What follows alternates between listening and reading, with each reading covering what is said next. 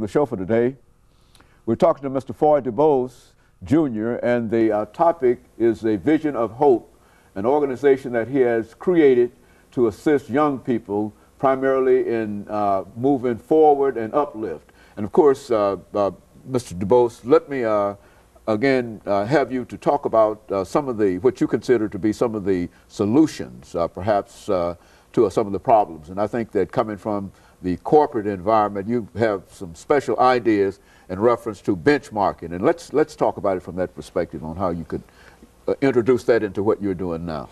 Okay, what we've done, we've tried to look at, to utilize the benchmarking process. We look at several other organizations in several other cities to see what they were doing, because it's a universal problem that we're dealing with. It's not Nashville specifics. So what we're trying to do is come up with a program, come up with a organization that wears the policies and procedures that we're trying to institute here in Nashville with Vision of Hope. They will be universal. They work everywhere because it's a universal problem. The areas or the cities that I'm primarily benchmarking now is Chicago, Atlanta, Akron, Ohio, Cincinnati, and Moss Point, Mississippi, because we have a problem there, and I have people that I communicate with on a weekly basis, and we kind of look at measurements, where we are, where we need to go, and what we're doing. Just so happened, one case, you know, I'm a results-driven guy, and that's what I kind of learned from the corporate situation. I have a nephew that's handling a program in Atlanta, Georgia, and we discovered that all kids are not academically sound. Okay. They're not going to be college material. They're not going to college. So I'm a firm believer in reintroducing the vocational trade system back into our education process.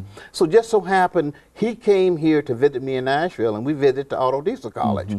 He had 3 or 4 students who were not doing well in school at all, so we kind of partnership a little bit with the Auto Diesel College here in Nashville, and we got these kids here, they're in school right now. That's just a case in point that you have to have several different outlets. And what I've tried to do, and you asked a question earlier about sources and partnerships that we've kind of partnership with to kind of feed a system for us to supply our kids for us. And namely, one is the Metropolitan School System, where I sub actively now. I've been doing that for 3.5 years. I also use Department of Children's Service. My wife and I are foster parents as well, and a success story from that, we took a kid in that was struggling, and the kid was just out and on the street and pretty well lost, which would have been a burden to the government eventually. So right now the kid's on par to graduate this year.